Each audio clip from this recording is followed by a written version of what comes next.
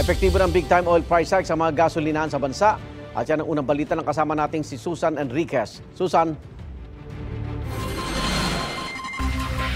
Yes, Igan. Nako, ito po tayo sa isang gasoline station dito sa EDSA.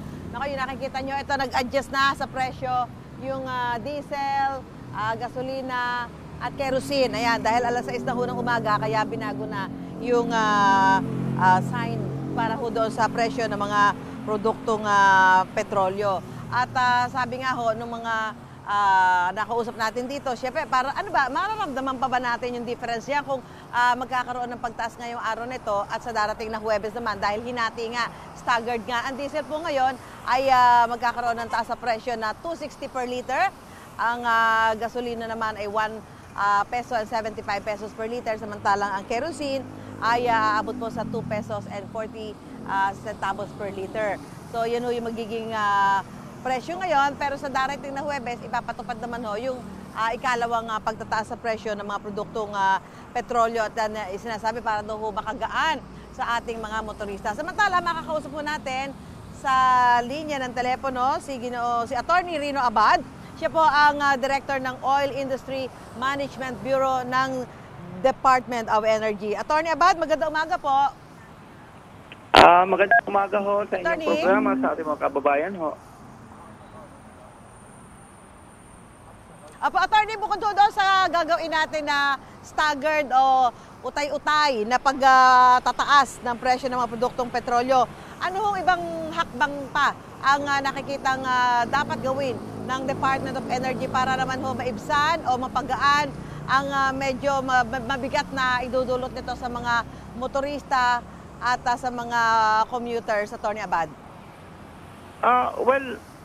Ngayong araw, sa umagang to, magkakaroon ho ng meeting ang Department of Energy, DOTR at Department of Agriculture para ho mapag-usapan naman yung status ng implementation ng subsidy program ng government.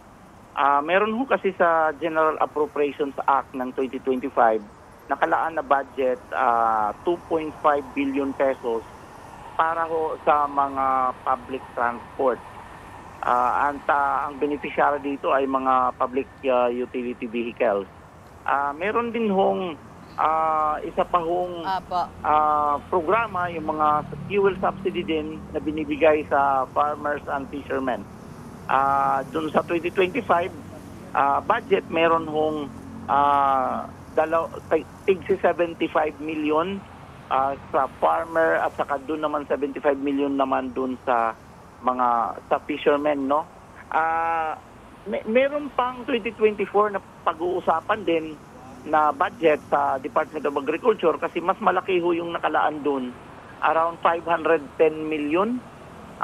So itong lahat pag-uusapan ho ngayong umaga kung ang status ng pamimigay nito or distribution ay nasimulan na at anong level na ho tayo ngayon. Doon sa Wednesday naman, yung kasunod na mga araw, Wednesday to Friday, babalik uli ang usapin ng DOE at ng oil company doon na sa mga discount promo. Diyan sa mga discount promo kasi liliwan natin ho ng DOE at bibigyan ng pansin yung mga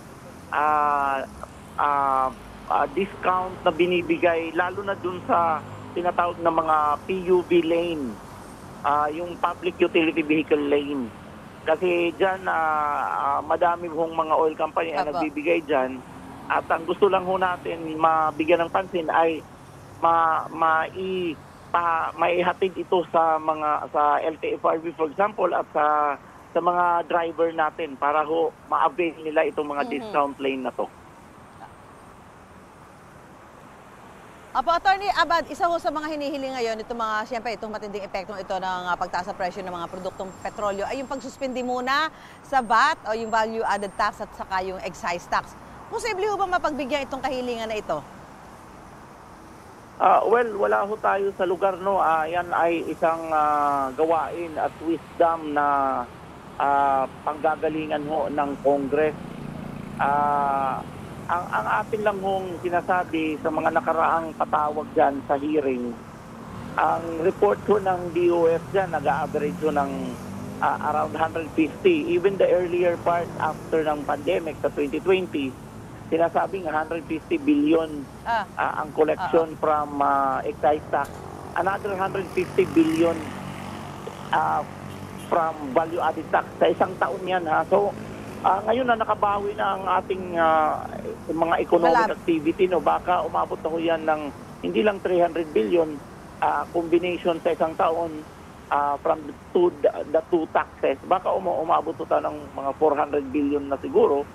At isa hong malaking usapin yan sa ating, with due respect sa ating DOF, Department of Budget. And of course, yung ating Kongreso. Pag-usapan ho yan kung sakasakali, magpatawag ho, doon ho dapat mapag-usapan ho ano magiging effect niyan. Dahil pag nawala ho yung 400 billion pesos collection ng revenue ng gobyerno, halimbawa, ano ho ang ipapalit? Kasi yan ho ang tinatawag na sa train law, yan ay ginagamit dun sa build program. Opo.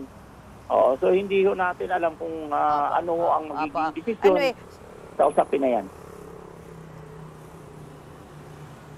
Apo, naku, susubaybayan ho natin yan. Siyempre, lalo na ho itong inaasahan pa ho natin na posible, no? Pinapangambahan po, patuloy pa na pagtaas sa presyo ng mga produktong petrolyo dahil nga po dito sa nangyayaring sitwasyon o gulo dyan po sa gitnang silangan. Maraming salamat po, Attorney Rino Abad. Siya po ang Director ng Oil Industry Management Bureau ng Department of Energy. Magandang umaga po sa inyo, Attorney. At salamat po. Magandang umaga ho sa lahat.